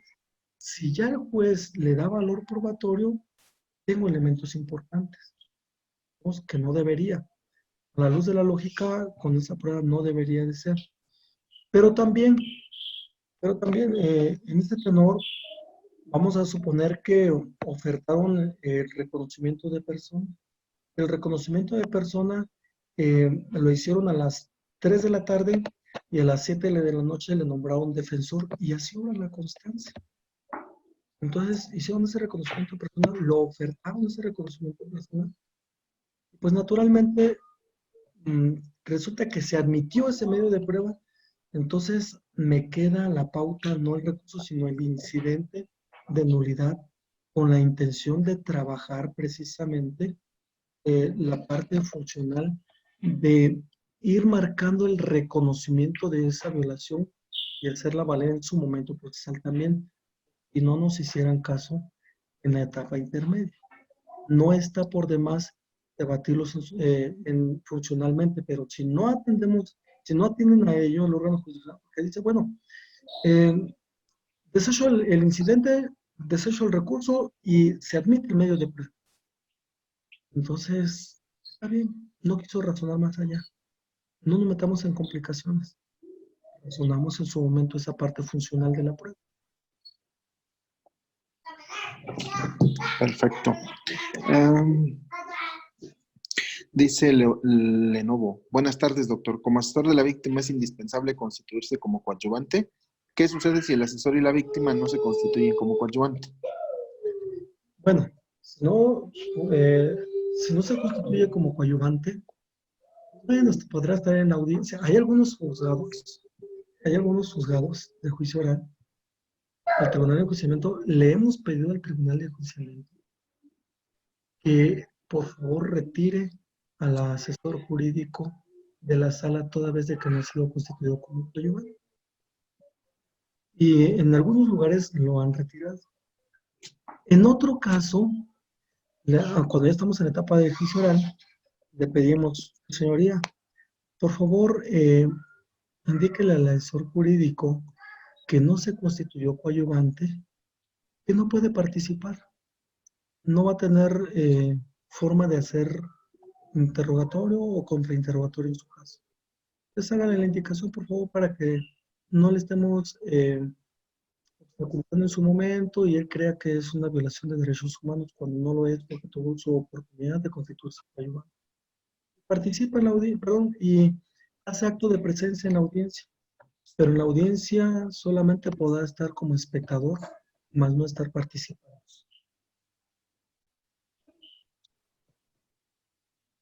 Ok. Dice, en el caso del, Silvia Sánchez pregunta, si en el caso del cateo, si el mismo no manifiesta a los agentes policíacos participantes y los va agregando según el desarrollo en la misma, desprendiéndose del acta circunstancial, ¿sería ilegal si no firman los participantes? Además de violaciones de derechos humanos, ¿se combate por incidente de nulidad? Habría que revisar, si estamos hablando de que es el informe policial, en el informe policial, la entrevista está El policía, yo soy el policía y estoy narrando a los demás participantes. Y traen a los demás participantes. Bueno, en ese tenor no hay una violación como tal de derechos. Es una cuestión que si únicamente están mencionados por un policía, no pueden ser testigos porque no obra una entrevista de esos policías. No pueden ser testigo y tan sencillo. Tendría como impertinente porque no está entrevistado el policía por parte del Ministerio Público. Consecuencia de ella sería el desechamiento del medio de prueba. Ok. Mm, Marta pregunta, ¿qué pasa si solo se presenta escrito para constituirse en coadyuvante, pero no hace ningún descubrimiento probatorio, sino simplemente ni se complementa la acusación presentada por el MP, simplemente dice, llanamente vengo a constituirme como coadyuvante del MP? Bueno, tuve, por ahí ya he tenido como 3 casos en los que dice el asesor jurídico, me constituyo como coadyuvante de la víctima en el siguiente caso, adhiriéndome al escrito de acusación de la fiscalía. No presentó ninguna prueba. Y el órgano jurisdiccional dice, le recae un acuerdo a ese escrito, y dice, se tiene presentando al asesor jurídico un escrito en el cual se constituye como coadyuvante de la víctima, adhiriéndose al escrito de acusación de la fiscalía. Por consecuencia, se admite la misma, córrase, notifíquesele a las partes. Y me llega el escrito. Y leo el escrito de coadyuvancia de parte del asesor jurídico y decíamos, un escrito de adhesión y la nada vienen siendo lo mismo, porque no se da cumplimiento al 339. Bueno, entonces, ¿qué fue lo que hice? Puede pasar, pues si se constituyera un asesor jurídico como coadyuvante, sin presentar la acusación coadyuvante, puede pasar. Resulta que lo que hice fue presentar dentro de los 2 días siguientes mi escrito de incidente de, mi recurso de revocación al acuerdo recaído donde se admite a la coadyuvancia. Esgrimo totalmente mis argumentos. Pongo como argumento número 1 que no se da cumplimiento al 339, es decir, no le da cumplimiento a la formalidad exigible, es el escrito de acusación coadyuvante. Únicamente se adhirió. Y de los 390 artículos, no hay ningún artículo del Código Nacional que diga, perdón, 490, este artículo es el que dice que con adhesión a la acusación pueda ser coadyuvante. Por consecuencia, no pido que revoque su determinación, toda vez de que no está establecido en la exigibilidad dada por el Código Nacional. Y por lo tanto, sí revocó su determinación y se le negó la coadyuvancia al asesor jurídico. Entonces, eso es lo que pudiese pasar, ¿no? Algunos otros jueces lo admiten y los defensores no hacen nada, ¿no? Está bien, qué bueno que nos admitieron como coadyuvantes. Vas a ver, defensor, porque conozco el proceso penal acusatorio, vas a ver cómo te va a ir por no hacer nada. Yo quiero ser coadyuvante adhiriéndome al escrito de acusación únicamente. Tú lo permitiste con una adhesión y a lo mejor es una estrategia. Me quiero ver así como, no dijo nada el defensor. Bueno, yo conozco las técnicas de litigación en la etapa de juicio. Vas a ver cómo que junto con el MP vamos a dar una paliza de defensa. Vale la pena las estrategias, pero se corren los riesgos. No me dejen participar en la etapa de juicio. Ok. Dice el maestro Guillermo Alcántara, ¿cuál será el fundamento para solicitar que se retire de la sala de asesor por no haberse constituido como coadyuvante?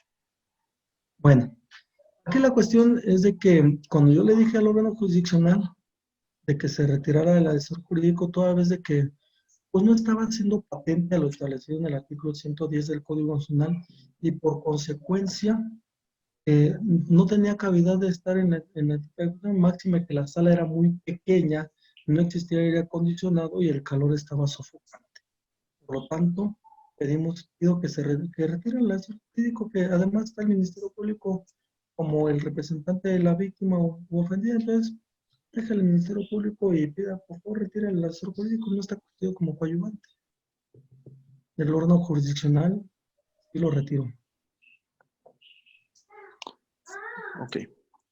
Y por último, dice Alex Palacios, me llama la atención sobre el comentario que acaba de realizar en relación a que el asesor jurídico no puede participar en las audiencias. En ese caso, si el órgano jurisdiccional le da la participación para interrogar, objetar, en fin, puede ser nula la audiencia. ¿Cuál sería el fundamento? Bueno, recordemos que para ser asesor jurídico no hay un formalismo. Basta con que demos cumplimiento al 110 y consecuencia al artículo 20A constitucional. Pero sí hay una exigibilidad en el formalismo para ser coadyuvante, como establece el 339 del Código Nacional. Consecuencia, la figura de la coadyuvancia por algo se llama coadyuvancia, contribuir con. En consecuencia de ello es el voz y voto que tenga en la audiencia intermedia, la participación que tenga en la audiencia, perdón, en la audiencia, sí, audiencia intermedia y en la audiencia de juicio oral. Pero, si no es coadyuvante y el órgano jurisdiccional le permitió que él hiciera preguntas, aun cuando no fuera coadyuvante, obviamente que está violando la naturaleza procesal. Pero si la defensa no lo hizo valer, no pasa nada, no pasa nada. Si la defensa hizo valer su señoría, nótese que el asesor jurídico no está constituido como coadyuvante, por lo tanto, no tiene la potestad de participar, porque esa es la funcionalidad de la coadyuvancia, el participar en la audiencia intermedia y en la de juicio oral. Por consecuencia, si no tiene esa nombramiento de coadyuvante, pues naturalmente no ha dado cumplimiento a esa especificación lógica de la coadyuvancia. En consecuencia de ello, pues no tendría por qué tener esa participación, toda vez de que es exigible dar la connotación del 339 del Código Nacional. Es algo muy sencillo, no nos metamos en complicaciones de cierta manera, porque sí hay jueces que permiten la participación del asesor jurídico, que haga preguntas, que haga contrainterrogatorio, sin ser coadyuvante. Y nótese que pudiese, en un momento, si salieron preguntas importantes o respuestas importantes del interrogatorio de la del testigo, claro que sí pudiese existir una reposición del procedimiento, atendiendo a que se violentaron las reglas procesales. Perfecto, maestro. Bien. Pues agradecerle, doctor, esta tarde, esta charla. Nos llevamos bastantes temas de estudio, lógicamente. Por ahí en un chat algunos preguntaban acerca de sus libros. Con el amigo Rodo vamos a subir en el chat para que puedan tener informes de cómo adquirirlos y demás. Pero a nombre del Colegio de Abogados Penalistas del Estado de Oaxaca, de verdad agradecerle este tiempo que nos apoyó para tomar esta interesante charla el día de hoy acerca de la etapa intermedia con tantas dudas, con tantas cosas que en la práctica todavía seguimos batallando, ¿no? Agradecer a todos y cada uno de los participantes y las personas que nos acompañan. Veo ahí saludos al maestro Guillermo, algunos amigos, y hemos generado aquí un círculo interesante acerca de las personas que nos acompañan. Compartirles que tenemos el jueves una charla más con un juez de Costa Rica, el amigo Jeffrey Mora, el cual va a estar impartiendo el tema control de convencionalidad y prisión preventiva para que las personas que nos han estado acompañando, si es de su interés, pues así lo hagan. Maestro, le envío un abrazo virtual, un saludo, muchas felicitaciones y agradezco todo su apoyo. Estamos en contacto. Buena tarde a todos. Muchas gracias a usted y un saludo a todos. Muchas gracias. Hasta luego. Hasta luego.